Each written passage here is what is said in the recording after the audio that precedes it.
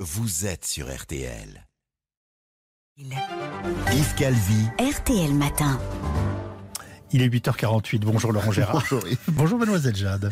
Et bonjour Monsieur Calvi, bonjour tout le monde. Monsieur Nicolas Sarkozy, là avec nous. Bonjour. Bonjour. Je voudrais féliciter pour son score magnifique dans les Hauts-de-France mon ami intime Plastique Bertrand.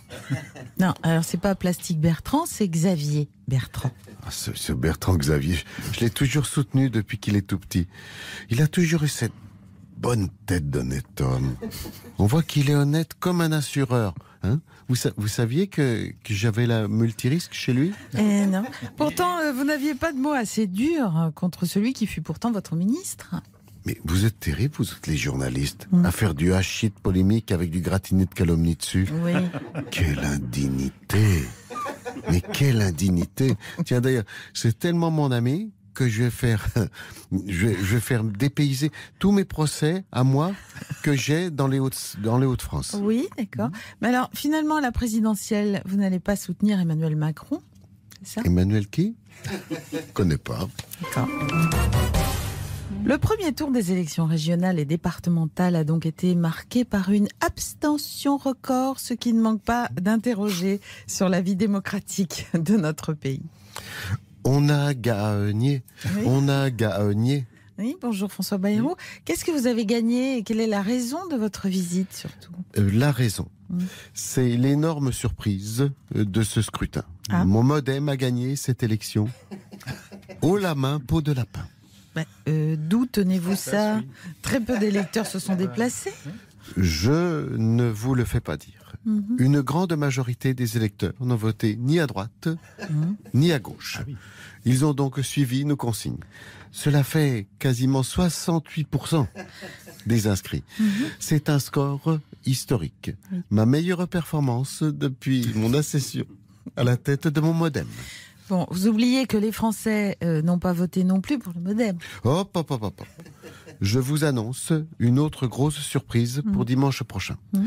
Vous verrez que dans une démarche typiquement centriste, le MoDem sera du côté des vainqueurs et deviendra de ce fait le premier parti de France. Alors, ne boudons pas notre victoire et faisons sauter les bouchons de Champomy. Salut, ça va ? Bonjour Arnaud Montebourg. Écoutez, oui, nous allons bien. En revanche, après ce premier tour des régionales, ça va moins bien pour la gauche. La quoi ? La gauche, notamment votre ancien parti, le PS, qui en Ile-de-France a fait un très mauvais résultat avec à sa tête Audrey Pulvar. Qui ça ? Audrey Pulvar, votre ancienne compagne. Puisque vous me parlez de campagne, je vous ai ramené du miel de mes ruches. Vous en voulez ? Non, merci. Et une pommade bio made in France contre les érythèmes fessiers. Ah ben merci, non.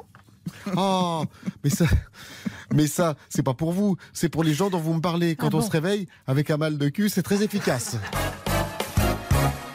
Bonjour. Ah, bonjour Pascal Pro. J'imagine que vous allez commenter les régionales ce midi. Dans Les Auditeurs ont la parole. Tout à fait, je parlerai de l'abstention record de cette élection. Témoigne-t-elle de l'aquabonisme des Français ou peut-être d'une forme de rien-à-branlisme? À moins que cette abstention ne soit le fruit du je m'en bats les roustons avec une tapette à mouchisme des Français. J'attends vos appels au 3210. C'est vrai que c'est incroyable. On a presque plus parlé de l'abstention que des résultats eux-mêmes. En même temps, qu'est-ce qu'on en a tapé que Marcel Fougneux ait été élu conseiller départemental d'Eure-et-Loir et que Josiane Rabichaud, conseillère régionale du Tarn. Je pose la question au 3210. Tout de même, certains partis réalisent une bonne opération. Le fait que les Français s'en battent les couilles, peut-il expliquer cette opération des partis? Réagissez, je vous attends au 3210.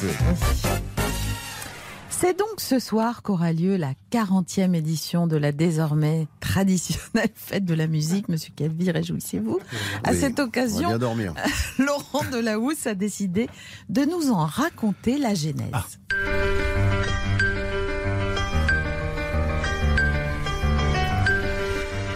Un jour, un tintouin.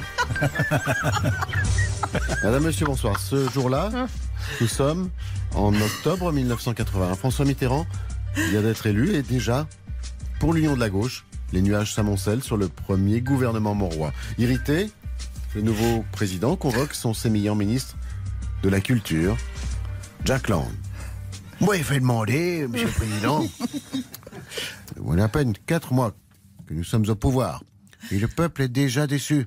Qu'est-ce que ça va être quand ils vont découvrir ma Francisque et ma fille cachée? Il faut les distraire. Trouvez-moi une idée d'événement idiot et festif pour leur changer les idées. Aussitôt, le ministre de la Culture se met à réfléchir à la demande du président, quand soudain, c'est le drame. Car Jack Lang a une idée. Bingo, Angelo, Eureka Malika, j'ai trouvé, Amélie. Le 21 juin prochain, nous allons demander aux citoyens de sortir avec leurs instruments à la main, mon cousin, dans la rue, sans hiérarchie de genre ou de niveau musical. Ce sera une libération sonore, une ivresse de rythme improvisé, un vertige acoustique. Qu'importe les couacs et les grincheux, on va faire du bruit jusqu'à la lune, le tintamarre sera partout et la musique nulle part. Ainsi, le 21 juin 1982 se tient partout en France la première édition de la fête de la musique. Pour cette grande première, Jack Lang a demandé le parrainage de professionnels. Les artistes qui soutiennent le président répondent présents en adaptant leur succès à cette première fête de la musique, bien sûr, la diva de la gauche, Barbara. Une petite cantate du bout de doigt, et rien le droit de me casse les noix. Mais aussi, Renaud. Et que le bruit s'arrêtera, je me reposerai. Dès que les cons se coucheront, je me rends dans mon tatatin. Sans oublier la toujours fidèle Dalida. Il venait d'avoir 18 ans, il tapait fort sur nos tympans et ses casseroles. C'était l'été, évidemment, et j'ai acheté le jour suivant un sonotone. Alors très vite, c'est l'emballement, car depuis, chaque année, la puissance des amplificateurs augmente et la fête de la musique s'internationalise à tel point que, désormais, pour lire ou dormir tranquillement le 21 juin, il faut aller en Corée du Nord. C'était un jour à Tintouin. Merci de votre fidélité. La prochaine fois, nous parlerons du drame de ces drag queens fauchées par un canon à confetti à la Gay Pride. Écoutez, je vous souhaite une excellente fête de la musique. Oui, on va se cacher. Elle est bien partie, j'ai bien compris. Oui. On vous retrouve d'ici demain matin sur le site rtl.fr. Et dans quelques instants, Cyril Lignac va nous donner ses conseils culinaires.